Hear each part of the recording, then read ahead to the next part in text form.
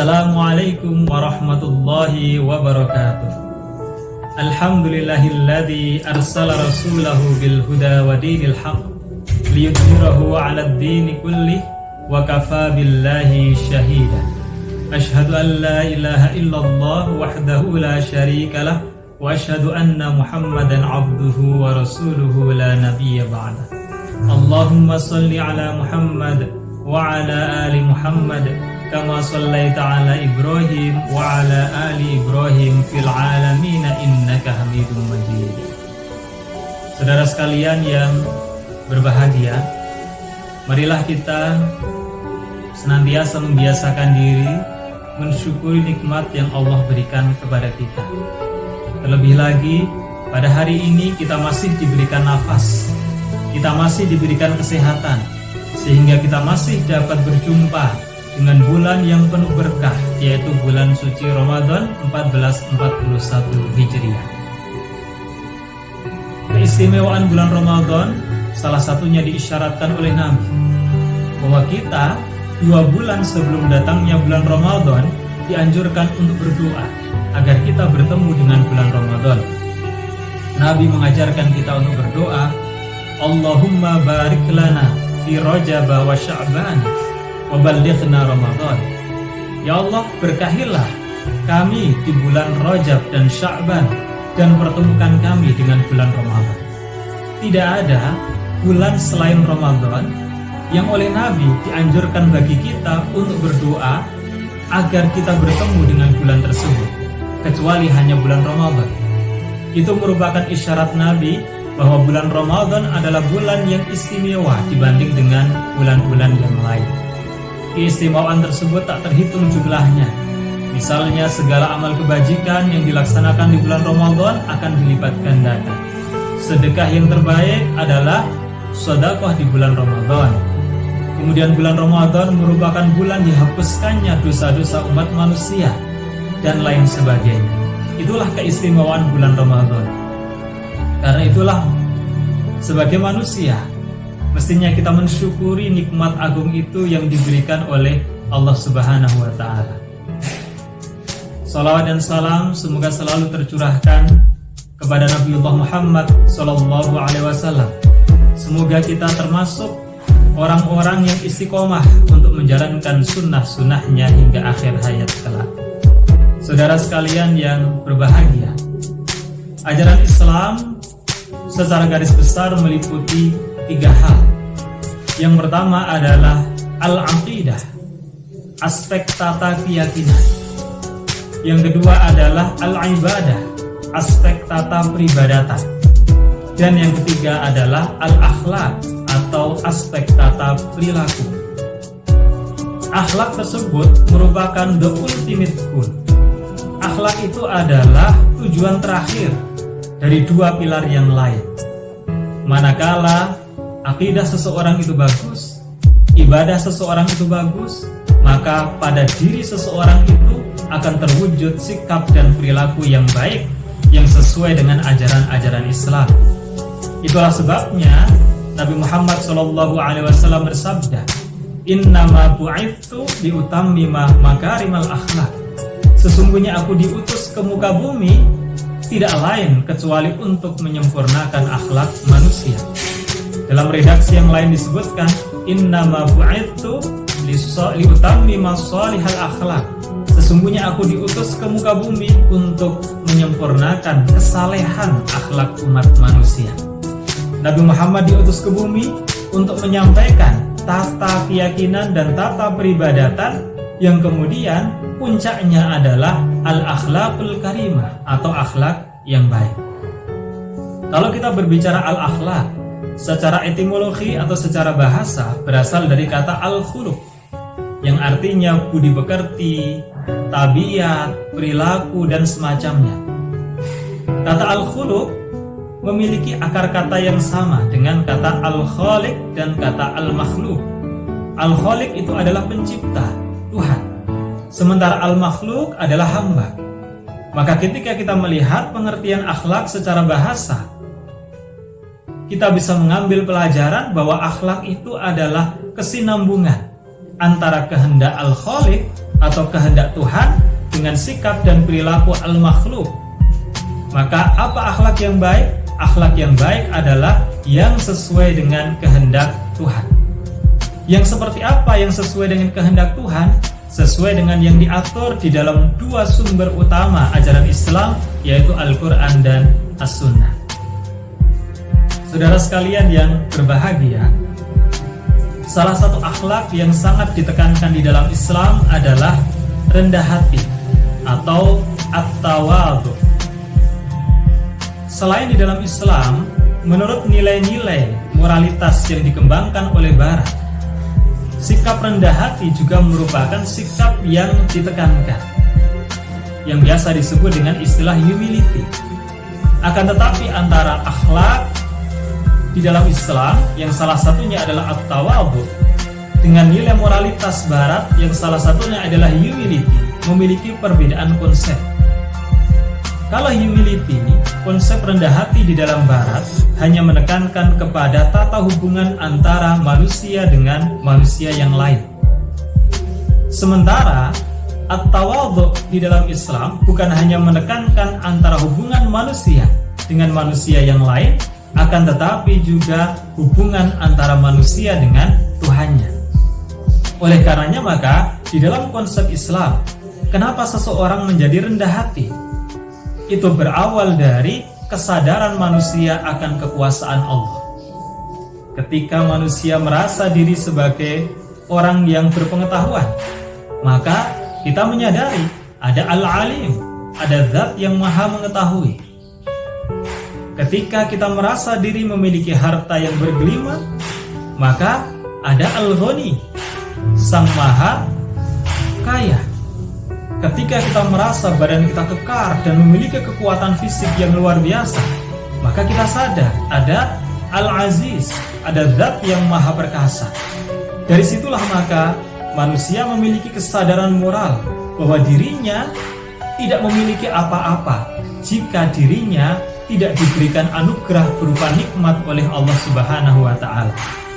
Di dalam surat An-Nahl ayat 53 misalnya disebutkan, wa ma bikum min ni'matin faminallah. Dan apa saja nikmat yang ada padamu, faminallah, berasal dari Allah Subhanahu wa Ta'ala.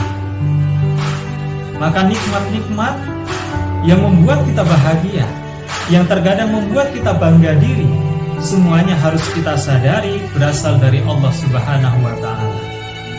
Karena itulah, dengan kesadaran moral akan kebesaran, akan kekuasaan Allah Subhanahu wa Ta'ala, tidak pantas bagi kita untuk menyombongkan diri. Maka di dalam Islam, kebalikan dari at-tawadhu adalah at-takabbur. Kebalikan dari rendah hati adalah kesombongan.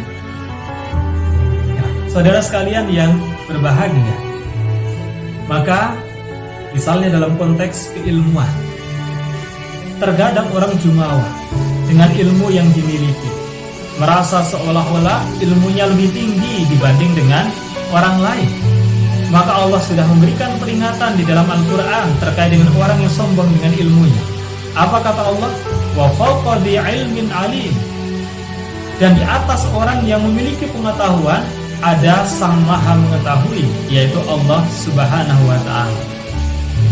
Nah, di dalam Islam juga ada ungkapan man izdada ilman, siapa yang ilmunya bertambah, walam yazdad tuqan, sementara takwanya, atau dalam redaksi lain disebutkan walam yazdad huda, atau hidayahnya tidak bertambah, walam yazdad minallahi illa bu'dan, dan sesungguhnya bagi Allah tidak ada yang bertambah sama sekali dari dirinya kecuali hanya semakin jauh dari Allah Subhanahu wa Ta'ala.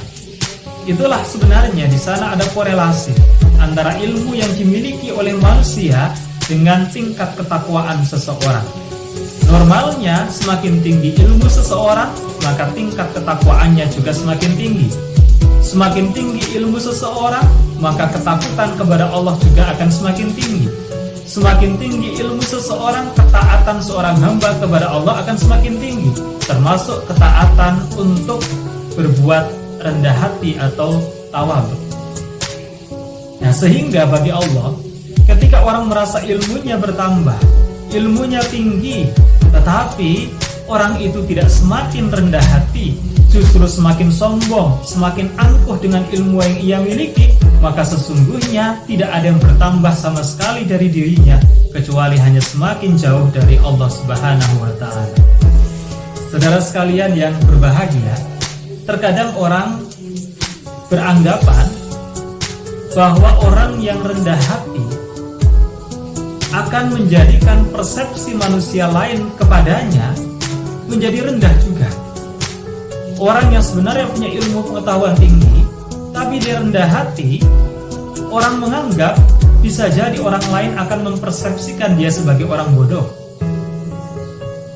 Ketika orang sebenarnya memiliki harta yang cukup, tetapi orang itu rendah hati, khawatir orang mempersepsikan dirinya sebagai orang yang miskin. Orang yang sebenarnya punya wajah yang ganteng, punya wajah yang cantik, tapi kalau orang itu rendah hati, artinya tidak berlebih-lebihan dalam berdandan, tidak menyombongkan diri dengan paras yang dia miliki, orang menganggap bisa jadi orang lain akan mempersepsikan dia sebagai orang yang jelek rupanya. Nah, kekhawatiran semacam itu tidak perlu terjadi, karena Rasulullah SAW bersabda, "At-tawadhu la yazidul abdu illa rif'atan." Rendah hati tidak akan menambah pada diri seorang hamba illa rif'atan, kecuali semakin tinggi derajatnya. Kemudian dilanjutkan dalam hadis tadi, wa tawadhu yarfa'kumullah. Dan bertawadhu'lah, maka niscaya Allah akan meningkatkan derajat orang yang rendah hati atau tawadhu. Nah, kita sekarang sering melihat justru banyak orang diapresiasi karena kerendahan hati dia akan apa yang dia miliki. Di kampus misalnya, ada profesor yang sangat sombong, ada profesor yang rendah hati. Maka kebanyakan mahasiswa akan respect dengan seorang profesor yang dia rendah hati. Ada orang yang kaya yang selalu memamerkan kekayaannya. Kemudian ada orang lain yang kaya, akan tetapi tidak suka memamerkan hartanya yang banyak. Maka biasanya orang akan lebih respect kepada orang yang kaya, tapi dia tidak suka pamer. Orang yang suka pamer terhadap apa yang dia miliki, seolah-olah orang akan mempersepsikan dirinya itu sebagai orang yang baik. Padahal sebaliknya, ketika orang memamerkan apa yang dia miliki dengan merendahkan orang lain, maka sebenarnya orang lain itu semakin tidak respect dengan orang tersebut. Itu yang terkadang tidak disadari, makanya Rasulullah mengingatkan kepada kita, jangan takut ketika engkau rendah hati. Kenapa demikian? Karena rendah hati itu akan berimplikasi kepada dinaikkannya derajat manusia baik di dunia maupun di akhirat. Dan orang yang rendah hati akan menjadi seorang hamba yang disayangi oleh Allah Subhanahu wa Ta'ala. Kalau kita disayangi Allah, maka itu merupakan anugerah yang tiada tara. Karena itu merupakan jaminan as-sa'adah fid dunya wal akhirah. Itu merupakan jaminan kebahagiaan di dunia dan akhirat. Allah Subhanahu wa Ta'ala berfirman, wa ibadur rahmanil ladzina yamshuna 'alal ardi hauna. Dan hamba-hamba Allah dan hamba-hamba Sang Maha Penyayang, mereka yang berjalan di atas bumi hauna, dengan rendah hati. Orang yang rendah hati disebutkan oleh Allah sebagai ibadur rahman. Bukan disebutkan ibadullah, bukan disebutkan hamba-hamba Allah, tapi disebutkan spesifik dengan asma Allah yang lain, yaitu ibadur rahman, hamba Sang Maha Penyayang. Itu menunjukkan bahwa orang yang berjalan di muka bumi dengan penuh kerendahan hati merupakan hamba-hamba yang disayangi oleh Sang Maha Penyayang, yaitu Allah Subhanahu wa Ta'ala. Saudara sekalian yang berbahagia, kebalikan dari at-tawadhu itu adalah at-takabbur. Kebalikan dari sikap rendah hati itu adalah kesombongan. Apa itu kesombongan? Atau al-kibru atau at-takabbur. Disebutkan dalam hadis Nabi, al-kibru batarul haqqi wa ghamtun nas. Orang yang sombong itu adalah orang yang batarul haqqi, orang yang menolak kebenaran, wa ghamtun nas, yang menyepelekan atau meremehkan orang lain. Ya, ini ada korelasi antara batarul haqqi dan ghamtun nas. Orang yang ghamtun nas, yang merendahkan orang lain, itu akan berdampak kepada batarul haqqi, menolak kebenaran. Karena seandainya ada orang yang berbicara hak, tapi dianggapnya orang itu lebih rendah dibanding dengan dirinya, otomatis kebenaran itu tidak akan dianggap. Kenapa? Karena yang mengatakan adalah orang yang derajatnya dianggap lebih rendah dibanding dengan dirinya. Maka benar kata Nabi, ketika kita mendengarkan suatu ucapan, maka ungdur maqala, lihatlah apa yang dibicarakan. Wala tangdur man qala, dan jangan melihat kepada siapa yang mengatakan. Kenapa demikian? Karena potensi melihat orang lain lebih rendah itu ada, dan itu bisa berakibat kepada orang menolak kebenaran. Nah, itulah sebabnya sikap kesombongan itu adalah sikap yang menganggap orang lain lebih rendah dibanding dengan kita. Sementara orang yang rendah hati menganggap diri kita tidak lebih baik dibanding dengan orang lain. Maka implikasinya ketika ada orang lain mengatakan kebenaran, karena menganggap diri kita tidak lebih baik daripada orang lain itu, kita akan lebih mudah untuk menerima apa yang dikatakan oleh orang lain tersebut. Saudara sekalian yang berbahagia, orang yang menyombongkan diri diancam oleh Nabi di dalam hadisnya. Nabi bersabda, la yadkhulul jannata, tidak akan masuk surga, man kana fi qalbihi, siapa yang ada di dalam hatinya mithqala dzarratin min kibrin, ada kesombongan meskipun itu sangat kecil kesombongannya, diancam oleh Allah untuk tidak masuk surga. Oleh karenanya maka kita sebagai manusia yang tentu berharap untuk mendapatkan kebahagiaan sejati di surga, untuk menghilangkan anasir-anasir kesombongan itu, untuk menghilangkan unsur-unsur kiber, meskipun itu hanya sedikit di dalam hati kita. Kenapa? Karena itu akan menjadi penghalang kita masuk ke dalam surga Allah Subhanahu wa ta'ala. Saudara sekalian, Nabi Muhammad SAW mencontohkan perilaku yang sombong itu yang bagaimana. Salah satu yang dicontohkan oleh Nabi adalah man ahabba ayyatamatsala lahur rijal qiyaman falyatabawwa maq'adahu minan nar. Barang siapa yang menyukai ketika seorang datang kemudian mengharapkan orang lain untuk berdiri, maka tidak ada yang pantas baginya kecuali tempat duduk di api neraka. Itu adalah contoh kesombongan yang ada di dalam realita, dan itu diungkapkan oleh Nabi dalam sebuah haditsnya. Dan benar saja, sampai sekarang pun itu terjadi.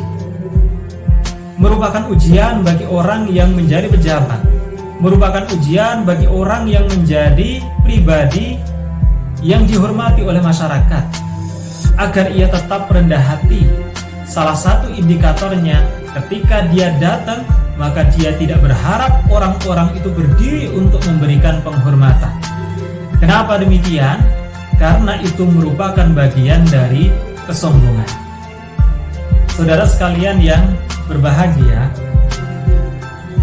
ya ketika dari hati kecil kita sudah meyakini bahwa diri kita ini adalah seorang makhluk, sementara di atas seorang makhluk itu ada Sang Khaliq, zat yang menciptakan alam semesta raya termasuk diri kita, zat yang jelas-jelas memberikan hidup, memberikan nafas bagi kita, memberikan apapun yang kita miliki di dunia ini, memberikan wajah yang menarik bagi orang lain, memberikan kekayaan yang dengan kekayaan itu kita bisa membeli barang-barang yang kita inginkan, yang memberikan nikmat-nikmat yang lain.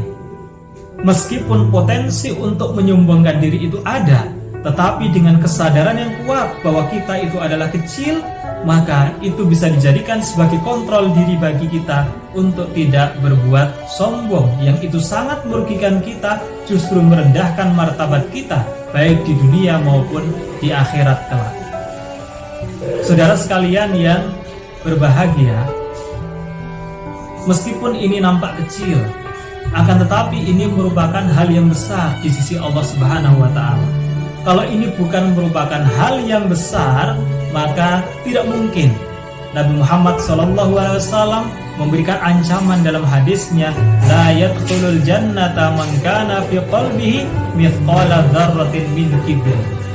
Tidak mungkin Nabi mengancam masuk neraka bagi siapapun yang ada di dalam hatinya, sekalipun itu kecil, dzarratin min kibrin, meskipun itu kecil, yaitu kesombongan yang ada di dalam hati manusia.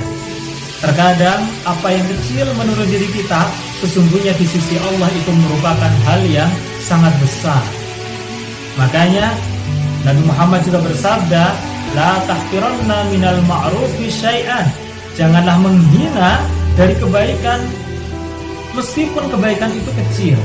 Maka dicontohkan, walau antalqo akhaka biwajhil qalqin, sekalipun ketika berjumpa dengan orang lain kita menampilkan wajah yang berseri-seri, itu juga merupakan salah satu contoh dari sikap rendah hati. Ketika bertemu dengan orang lain, maka kita tidak menunjukkan sikap yang angkuh, kita tidak menunjukkan kalau kita merasa lebih tinggi derajatnya dibanding dengan orang lain. Nah, dan saya ingat ada mahfudot atau kata mutiara di dalam bahasa Arab, la tahtaqir man dunaka falikulli syai'in maziyah.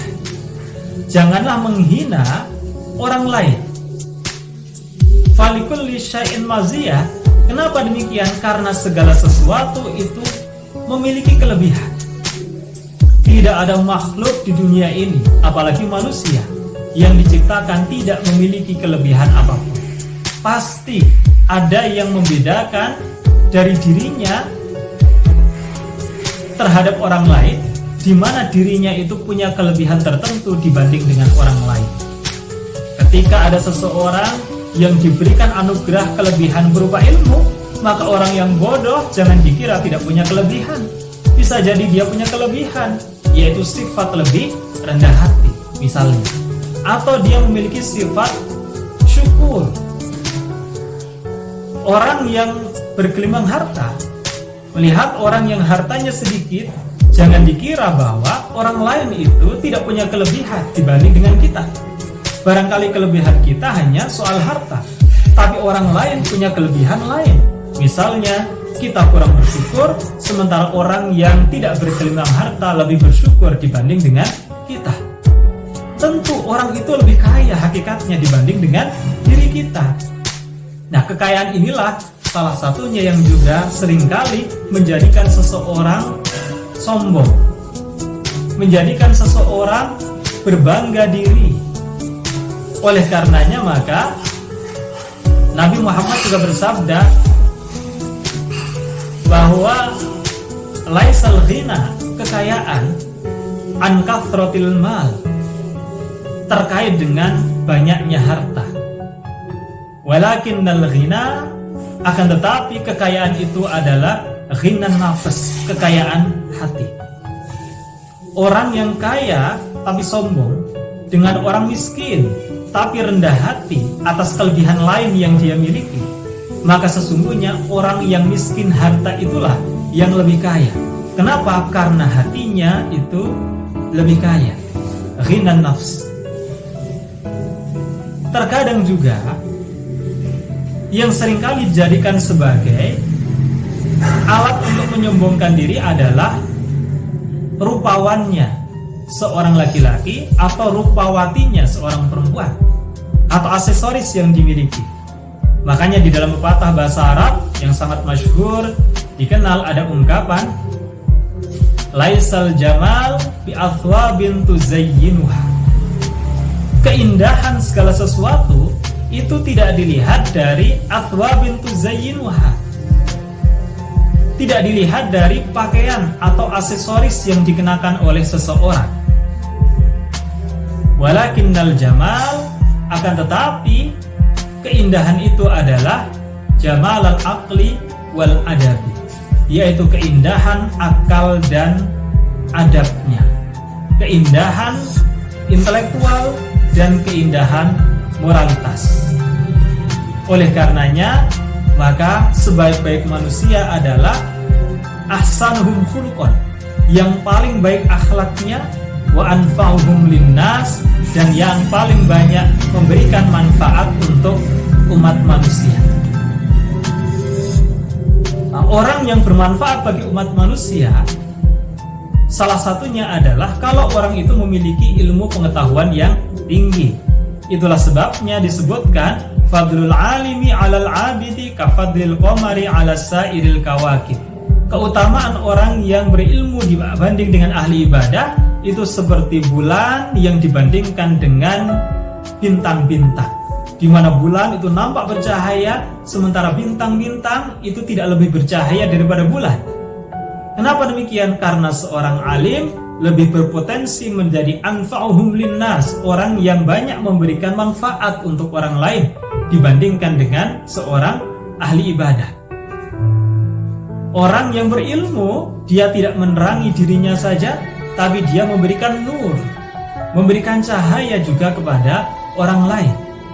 Tapi seorang ahli ibadah, dia hanya memberikan cahaya bagi dirinya sendiri, karena dia beribadah dalam arti ibadah yang bersifat vertikal, itu untuk kepentingan dirinya sendiri, mengumpulkan amal kebajikan dengan harapan mendapatkan kebahagiaan di akhirat. Akan tetapi justru yang disebutkan di dalam hadis adalah anfa'uhum linnas. Maka ada ungkapan yang diringkas dari dua hadis yang berbeda, yaitu khairun nasi ahsanuhum khuluqan wa anfa'uhum linnas. Sebaik-baik manusia adalah yang paling banyak memberikan manfaat untuk orang lain, wa ahsanuhum khuluqan, orang yang akhlaknya itu baik. Demikian, saya kira mudah-mudahan kita diberikan pertolongan oleh Allah Subhanahu wa taala untuk senantiasa menjadi pribadi yang berakhlakul karimah, salah satunya menjadi pribadi yang rendah hati. Mudah-mudahan bermanfaat. Wassalamualaikum warahmatullahi wabarakatuh.